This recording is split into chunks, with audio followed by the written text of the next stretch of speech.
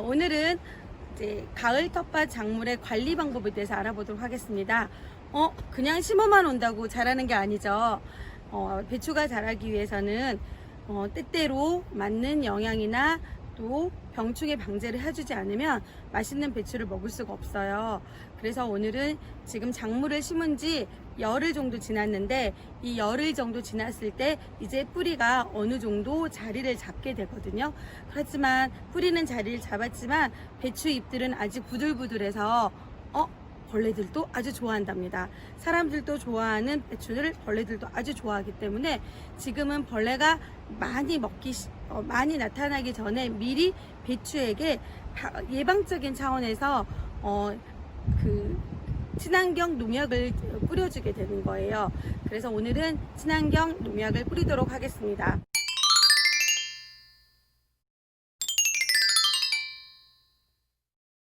친환경 농약은 사실 우리가 집에서는 만들어내기는 어렵고요. 시중에서 판매되는 그 친환경 농약을 이용하게 되는데, 친환경 농약은 작은 용액으로 판매가 돼요. 여기에 물을 1000배 정도 희석을 해서 만들어서 사용하게 되는데, 제가 이런 분무기에 만들어 왔습니다. 그래서 이런 농약은 우리가 사실 쉽게 구할 수는 없지만 소량으로 구입을 해서 사용을 하고 남은 거는 바로 폐기 처분하는 게 맞습니다. 자, 지난주에 심은 배추입니다. 자, 이제 배추가 얼마나 자랐는지 한번 볼까요? 네. 와, 배추가 지난주보다 2배 이상은 큰 것 같아요. 벌레들은 뒷면을 좋아합니다. 배추 뒷면을 좋아하기 때문에, 자, 오늘 이렇게 친환경 농약을 분무기를 이용해서 뿌려주는데, 뒷면까지 꼼꼼히 뿌려주셔야 됩니다. 이렇게. 앞면을 뿌려주는 게 아니라 뒷면을 이렇게 뒤집어 가면서 꼼꼼히 뿌려주게 되면 어린 잎에 발생하는 어린 잎들을 벌레들이 좋아해서 갉아먹는데, 이 농약을 뿌리게 되면 아무래도 벌레들이 도망가겠죠. 이 농약은 화학 농약이기보다는 천연 물질들을 혼합해서 만들어낸 농약이기 때문에 인체에 그렇게 나쁘진 않을 것 같고요. 일반적인 농약은 이렇게 햇볕이 강하면 광분해가 되거든요. 그래서 한 3주가 지나면 이 농약의 성분이 없어지기 때문에 우리가 먹을 때쯤 되면 전혀 문제가 없이 먹을 수 있습니다. 그래서 그 뒤 꼼꼼히, 지금 이제 조금씩 벌레가 먹기 시작을 했네요. 벌레가 먹기 시작을 해서 우리는 더 많이 나타나기 전에 예방적인 차원에서 이렇게 꼼꼼히 뒷면에 농약을 뿌려줄 거예요.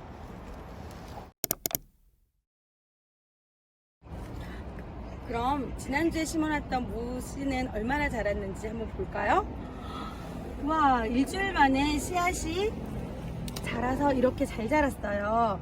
무는 모든 채소 중에서 가장 빨리 자라는 식물이죠.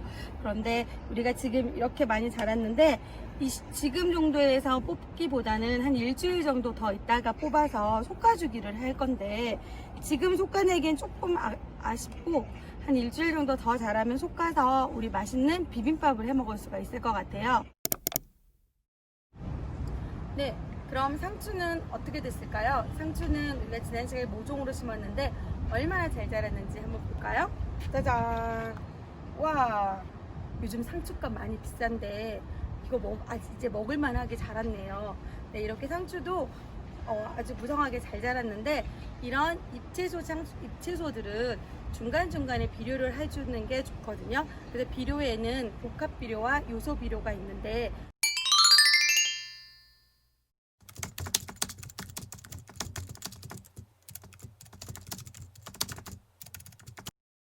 복합 비료는 우리가 땅을 만들 때 밑거름으로 사용한다면, 지금처럼 상추나 배추처럼 잎을 먹는 채소는 요소 비료를 주게 돼요. 요소 비료는 이렇게 하얗게 생겼습니다.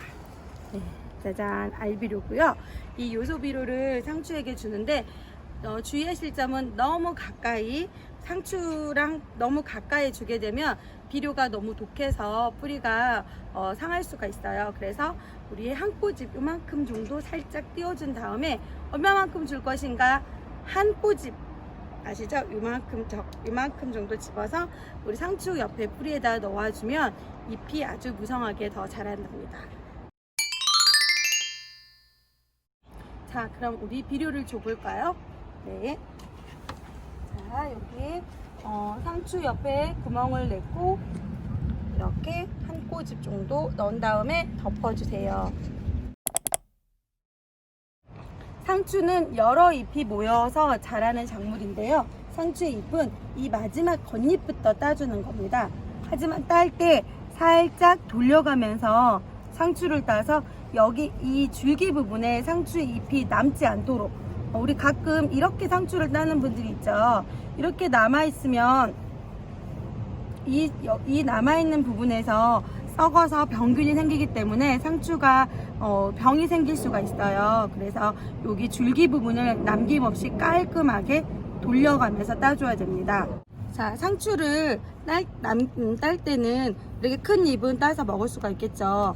그런데 너무 많이 따면 잎에서 에너지를 만들어내지를 못해요. 그래서 한 4잎 정도, 이 정도는 남겨놔야 또 상추가 자랍니다. 그래서 이 정도는 4잎, 한 4 정도의 잎을 남겨놓고 따시면 좋을 것 같고요. 자, 허브가 얼마나 자랐는지 궁금하시죠? 자, 이렇게 지난 시간에 심었던 허브가 이제 자리를 잡아서 잘 자라고 있는데요. 허브는 먹기 위해서 키우는 풀입니다. 허브는 향기를 맡으려고 키우는 게 아니라 사실 허브는 우리나라에서 상추나 배추처럼 외국 사람들은 이거를 항상 밥에 같이 식사를 할 수 있는 소재로 이용합니다. 그래서 우리도 허브는 그대로 보는 게 아니라 자꾸 잘라줘야 허브가 훨씬 잘 자라게 되는데요. 관상용이 아니라 먹을 수 있는 식물입니다. 자, 그래서 제가 허브를 손질하는 방법을 알려드리겠습니다. 박하, 서양에서는 민트라고 부르고요. 우리나라에서는 박하라고 부르는데 이 박하가 많이 잘 자라고 있는데 이런 애들은 윗부분을 이렇게 잘라줍니다. 이렇게 잘라서 시원해. 코까지 시원해지네요. 네, 이 자르는 허브를 이렇게 박하를 잘라서요. 이걸 어떻게 할까요? 버릴까요? 네, 이 박하는 목 감기에 아주 좋은 예방하는 효과가 있어서 이 박하를 자 이렇게 딴 허브들을 이렇게 물에 이렇게 물에 살짝 헹궈서 뜨거운 물에 녹차처럼 먹어도 되고요. 찬물에 우러내도 됩니다. 뜨거운 물을 부을 때는 시간이 10분이나 20분 정도면 박하 향이 나겠지만 찬물에서는 1시간 정도 지나서 박하 향이 나거든요. 그래서 찬물 같은 경우는 아침에 우리 텀블러 같은 곳에 박하를 넣어놓고 하루 종일 마시게 되면 물이 화한 느낌이 돼요. 물 맛도 좋아지고 또 목 감기가 걸렸을 때 아주 좋은 효과가 있습니다. 네, 그리고 이렇게 남은 그날 먹고 나서 남은 박하는 물로 한번 헹궜다가 바구니에 걸쳐서 그늘진 곳에 놔두면 자연스럽게 마르게 되거든요. 그럼 마른 박하잎이 돼서 그것도 녹차처럼 우려 마셔도 됩니다.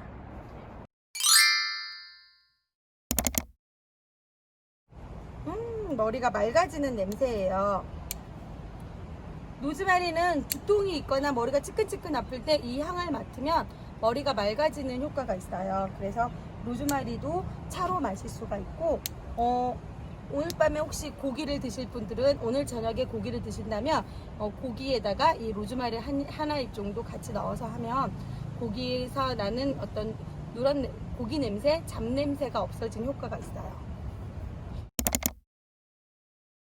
쪽파는 특별한 향기가 있어서 벌레들도 싫어하거든요. 벌레도 맛있고 달콤한 거 좋아하지 독특한 향이 있는 건 벌레도 좋아하지 않아요. 그래서 쪽파에는 따로 병충해가 있진 않지만 쪽파가 좀 더 잎이 빨리 자라도록 요소비료를 좀 더 주도록 하겠습니다. 그래서 요소비료는 작물과 쪽파 사이에 이렇게 많이 있는 애들은 쪽파 사이에 이렇게 골을 내고 구멍을 판 다음에 이렇게 낸 다음에 여기에 쪽파 요소비료를 졸졸졸 뿌려줍니다.